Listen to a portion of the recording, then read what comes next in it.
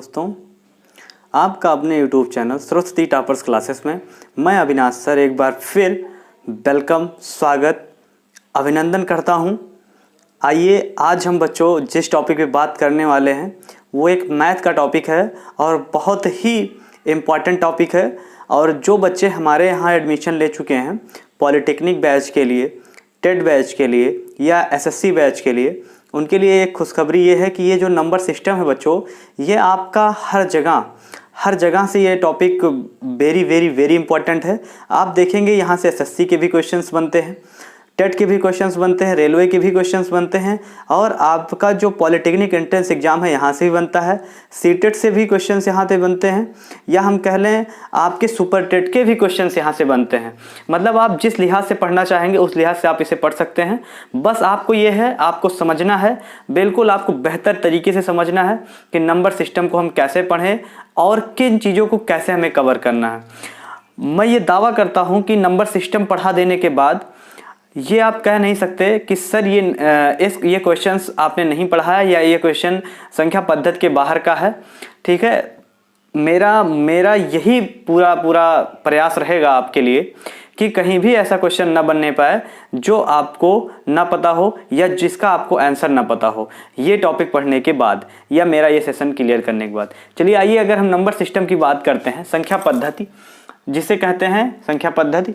संख्या पद्धति का मतलब हो गया बच्चों कि संख्याओं का एक ऐसा क्रम, या हम कह लें संख्याओं का एक ऐसा व्यवस्थित क्रम जो बिल्कुल आपके एक क्रमबद्ध रूप से व्यवस्थित किया जाए, या संख्याओं को एक क्रमबद्ध रूप से व्यवस्थित करना है, हमारा क्या कहलाता है, संख्या पद्धति कहलाता है। संख्या पद्धति में आप देखेंगे इसमें नंबर फैमिलीज के कुछ आते हैं। क्या आते हैं आपके? Number family.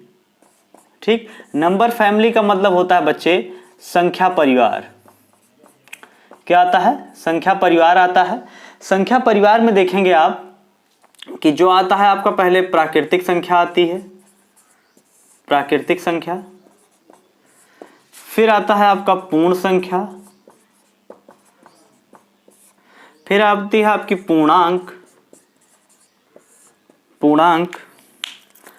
आपके आते हैं सम संख्या, विषम संख्या,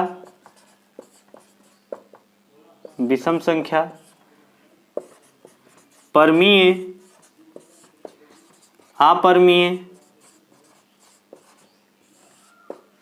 वास्तविक संख्या,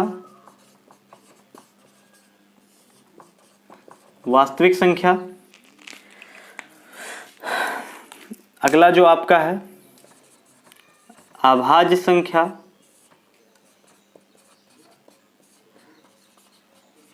भाज्य संख्या। ये सारे आपके क्या बनते हैं? संख्या बनते हैं।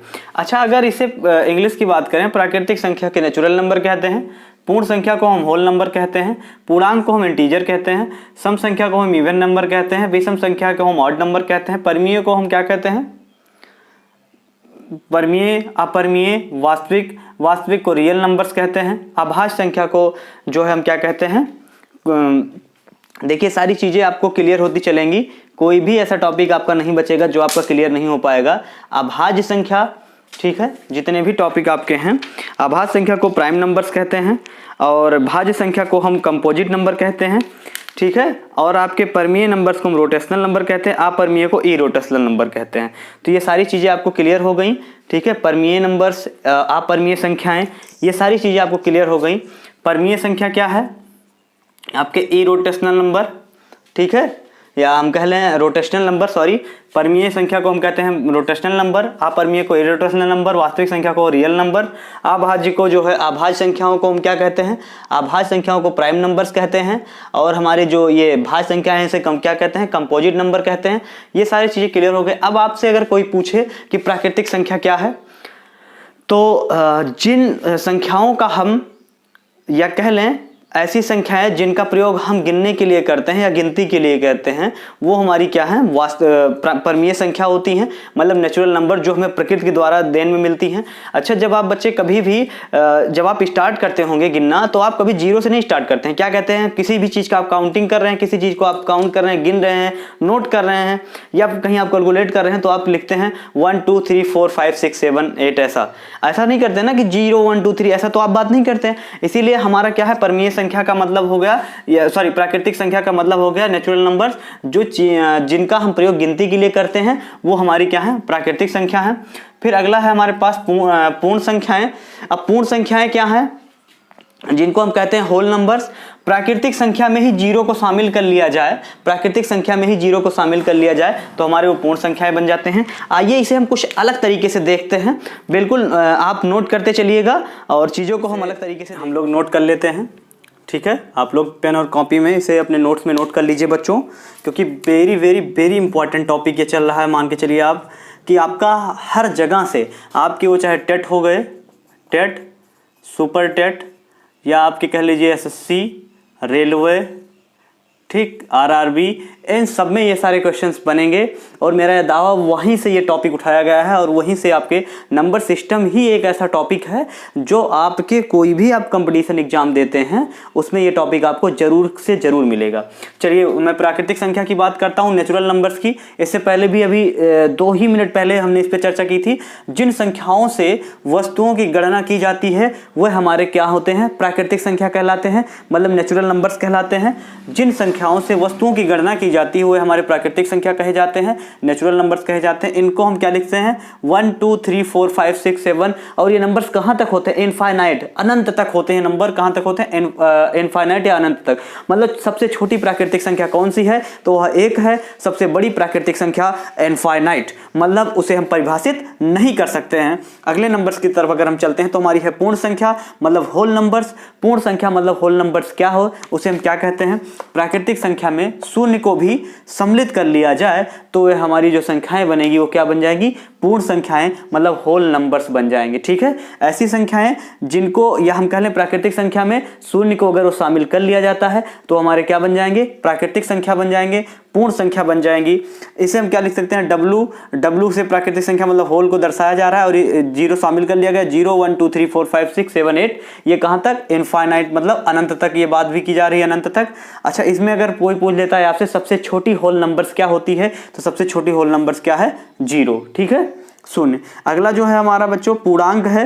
पूर्णांक में क्या है देखते हैं, इंटीजर्स की बात कर रहा है। पूर्णांक का मतलब क्या होता है, इंटीजर्स। वह सभी पूर्ण संख्याएं तथा ऋणात्मक संख्याएं पूर्णांक है, मतलब सभी प्रकार की पूर्ण संख्याएं और क्या है, ऋणात्मक संख्याएं आपकी क्या होती हैं, पूर्णांक है। अब आप देखेंगे इंटीजर को हम आई से लिखते हैं तो आई प्लस मतलब हो गया आई। इंटीजर धनात्मक में क्या, 1 2 3 4 5 या इनफाइनाइट तक। इंटीजर का ऋणात्मक इंटीजर क्या हो जाएगा, आपको ऋणात्मक संख्याएं क्या हो जाएंगी पूर्णांक में, -1 -2 -3 माइनस इनफाइनाइट तक। ठीक है बच्चों, इसके आगे भी है, इसे आप नोट कर लीजिए। हम अगले इसी नंबर फैमिली में आगे बढ़ते हैं। हमारी है वास्तविक संख्या। वास्तविक संख्या का मतलब हो गया क्या, रियल नंबर्स।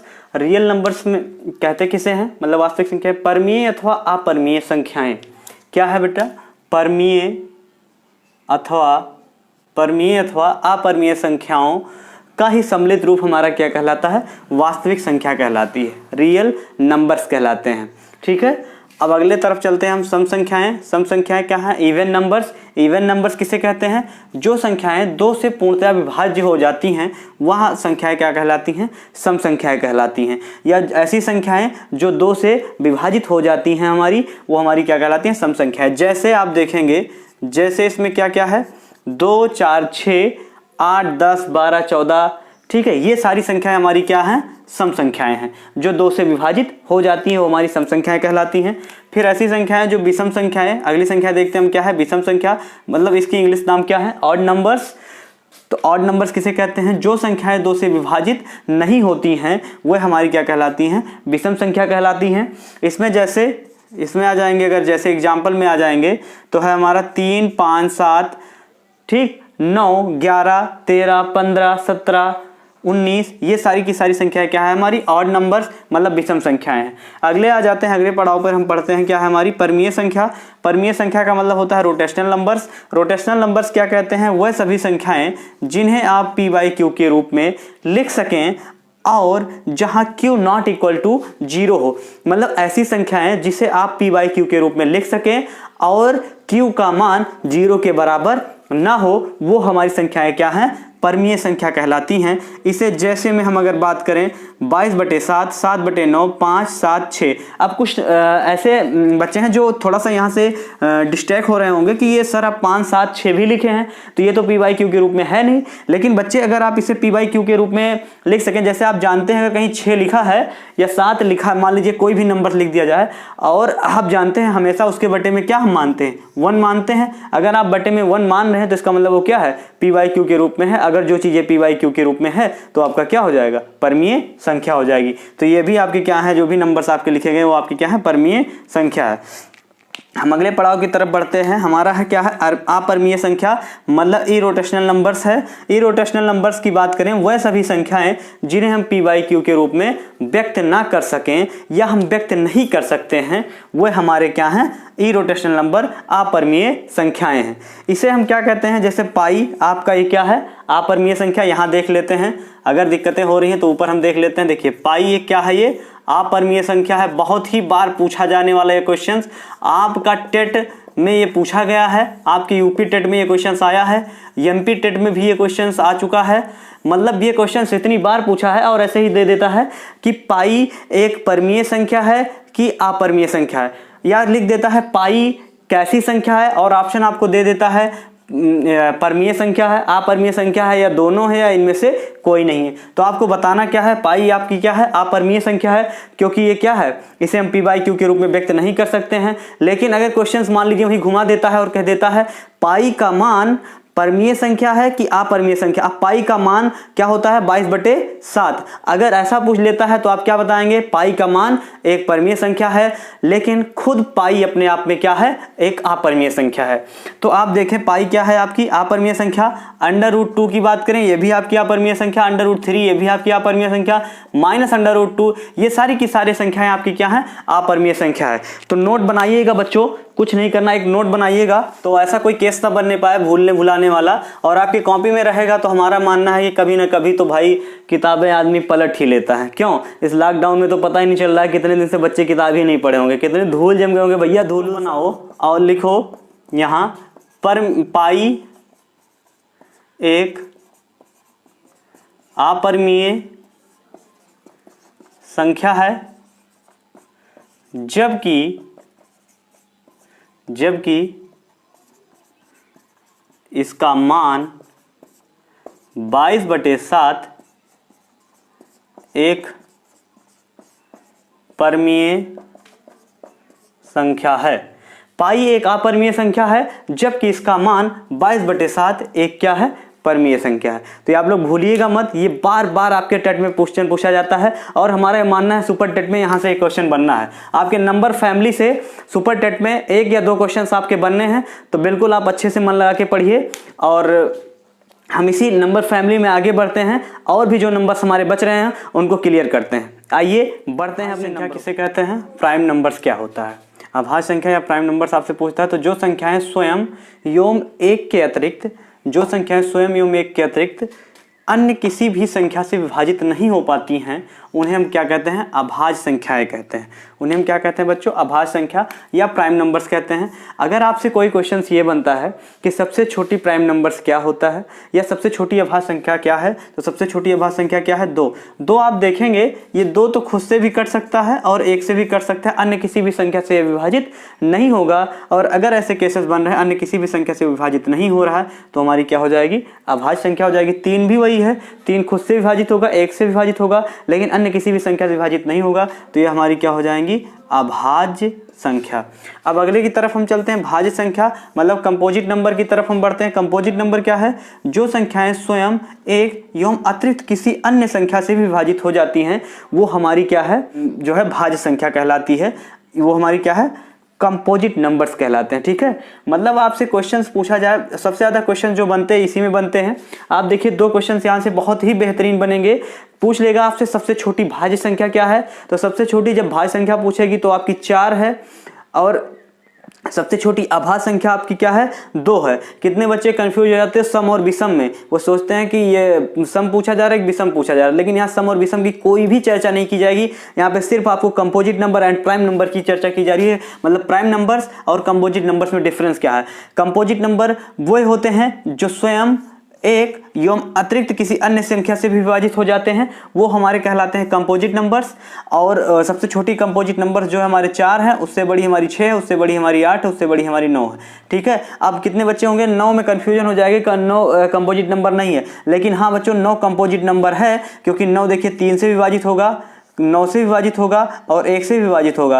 मतलब ये 1 से, स्वयं से और किसी अन्य संख्या से विभाजित हो रहा है, तो हमारा ये कंपोजिट नंबर हुआ। और अगर हम प्राइम नंबर में चलते हैं तो जो संख्याएं स्वयं एवं 1 के अतिरिक्त अन्य किसी भी संख्या से विभाजित नहीं होती हैं, वह हमारी क्या कहलाती हैं, प्राइम नंबर्स कहलाते हैं। और प्राइम नंबर्स में देखेंगे सबसे छोटा जो प्राइम नंबर्स है वो हमारा 2 है, उससे बड़ा हमारा 3 है, 3 से बड़ा हमारा 5, 7, 11, ऐसे ही आपके कंपोजिट नंबर प्राइम नंबर्स बनेंगे।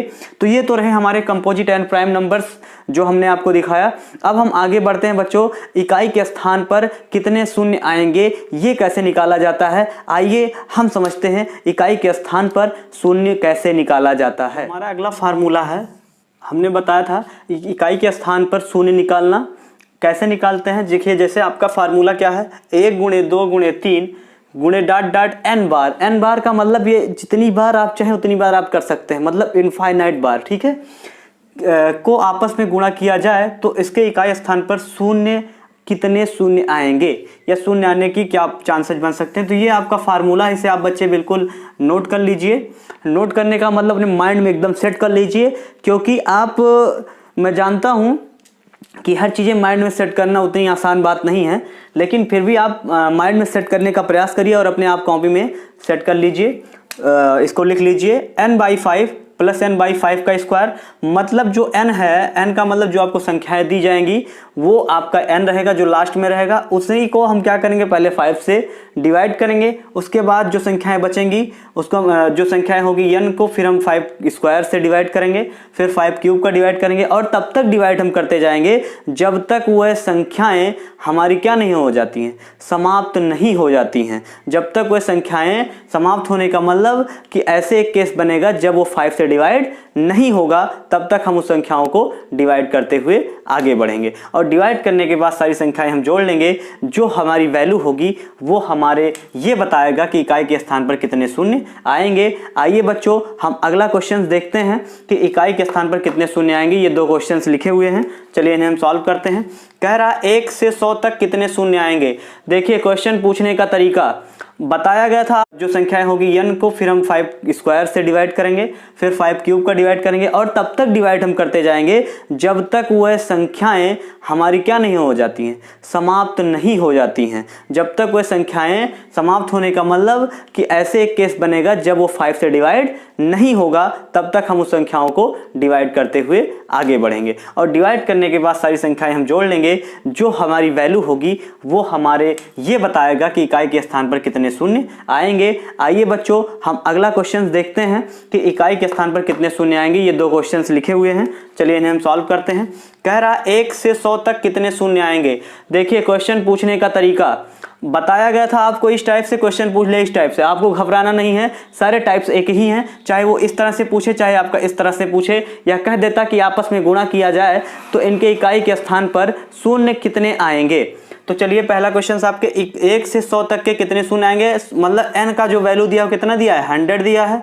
तो 100 को पहले किससे डिवाइड करेंगे बेटा, 5 से, प्लस उसके बाद क्या करें, 100 को कितने से डिवाइड करेंगे, 5 स्क्वायर का मतलब 25 से। उसके बाद क्या करेंगे, 100 को कितने से डिवाइड करेंगे, 125 से। 50 25 पंचे 125। अब देखिए यहाँ तो डिवाइड नहीं होगा, तो अभी देखिए क्या बनता है हमारे पास, इससे डिवाइड करेंगे कितना हो जाएगा, 20 पंचे 100। हमारे पास कितना बचा, 20 + 25 चौका 100, कितना बचा, 4। अच्छा जब इसे आप डिवाइड हो सकता है क्या, इसे भाग दिया जा सकता है, तो इसे भाग नहीं दिया जा सकता। इसका मतलब हम बस इतने ही 2 नंबर तक गए, इतने ही 2 नंबर तक जाएंगे, तो 20 4 क्या हो जाएगा, 24। इसका मतलब जो हमारा आंसर बनेगा वो क्या बनेगा, 24 मतलब 24 शून्य आएंगे, 24 शून्य होंगे किसके स्थान पर, इकाई के स्थान पर कितने शून्य होंगे, 24 शून्य होंगे।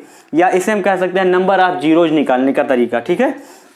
अब इसको देखिए, एक अगला क्वेश्चन जो है 1 गुणे 2 गुणे 3 गुणे डाट डाट डाट गुणे कितनी बार 1000 का आपस में गुणा किया जाए तो इकाई के स्थान पर कितने शून्य आएंगे। कह रहा है इकाई के स्थान पर कितने शून्य आएंगे, तो आपको कुछ नहीं करना है, फिर उसी फार्मूले पे सेट करना है। नीचे नहीं हो पाएगा बच्चे, इसीलिए हमको इसको मिटाना पड़ रहा है आगे ऊपर वाले को, ठीक है। तो आप लोग समझने का बिल्कुल प्रयास करिए। क्वेश्चन तो आप लोग नोट कर लिए होंगे, राइट। तो देखते हैं, 1000 है, 1000 सबसे पहले हम कितने से डिवाइड करेंगे, चलो बोलो भाई, 5 से, फिर 1000 को कितने से, 25 से, फिर 1000 को कितने से, 125 से, फिर 1000 को कितने से, 625। मतलब हम उतनी बार गुणा करते हुए चले जाएंगे। मतलब यहाँ n+5⁴ n/5⁵ ऐसे ऐसे। अब यहाँ देखिए 1000 बटे, अब 625 का आप स्क्वायर करेंगे तो ज़्यादा हो जाएगा, इसका मतलब हम उतने नंबर्स तक नहीं जाएंगे, हमारे नंबर्स इतने ही तक जाएंगे। अब इसे आप करिए, डिवाइड करिए, कितनी बार जाएगा, 5 दूना 10, 200 आ गया हमारा ये, प्लस इसे करेंगे 25 चौका 100, 40 आ गया हमारा ये। इसे आप करेंगे कितनी बार जाएगा, कर लेते हैं। अगर आपको ऐसे दिक्कतें होती हैं तो आप 5 से डिवाइड भी कर सकते हैं। जैसे आपको अगर ये दिक्कतें आ रही हैं तो इसे आप कर लीजिए 25 पंचे 125 और इधर 25 चौका 140, फिर 5 से काट दीजिए, 5 8 40, कितना आ गया आपके पास 8। फिर करेंगे 625 से करने, 625 एक ही बार जाएगा, बात खत्म, इतना आ गया। अब क्या करिए, इसी सबको आप ऐड कर दीजिए, जो आएगा वही आपके क्या हो जाएंगे, नंबर ऑफ जीरोज हो जाएंगे। मतलब शून्य की संख्या, इकाई के स्थान पर कितने शून्य आएंगे वही आपकी संख्या बन जाएगी। चलिए आप जोड़ लीजिए, हो जाएगा 240, 240 8 48, ये आपका बन जाएगा कितना, 249। तो 249 आपके पास क्या आएंगे, 249 शून्य आएंगे। इकाई के स्थान पर शून्यों की संख्या कितनी हो जाएगी, 249 हो जाएगी। आइए कुछ इसी तरह के और क्वेश्चन सॉल्व करते हैं, आपके डाउट्स को क्लियर करते हैं। जो हमारा अगला क्वेश्चन देखिए, 1 गुणे 2 गुणे 3 गुणे डाट डाट कहाँ तक है, ये 500 तक कितने शून्य होंगे। फिर आपको कुछ नहीं करना है, इसी नंबर n को उठाना है। 500 से पहले 5 को, फिर 500 से 500 को 25 से, उसके बाद क्या करना है 500 को 125 से। अच्छा, जब अगली बार चलेंगे तो 625 हो जाएगा, इसका मतलब वो ज़्यादा हो जाएगा तो हम नहीं ले जाएंगे, कोई मतलब नहीं है। इसे डिवाइड कर लेते हैं, कितना हो जाएगा हमारा 100, ये हो जाएगा कितना 25 दूना 50, कितना बन जाएगा 20। ये करेंगे कितनी बार जाएगा 125, कितनी बार जाएगा नहीं समझ में आ रहा। सबसे अच्छा तरीका है आप क्या नाम 25 से काट दिए, 25 पंचे 125, 25 दूना 50, 20 5 चौके 20, 4 बार जाएगा। अब इन्हीं सबको हम काउंट कर लें, जोड़ दीजिए, 120 4 24, किसमें कितने शून्य आएंगे, 124 शून्य आएंगे। शून्यों की संख्या कितनी हो जाएगी 124। अगले क्वेश्चन की तरफ हम बढ़ते हैं। क्वेश्चन आई होप ये क्वेश्चन आपको समझ में आया होगा।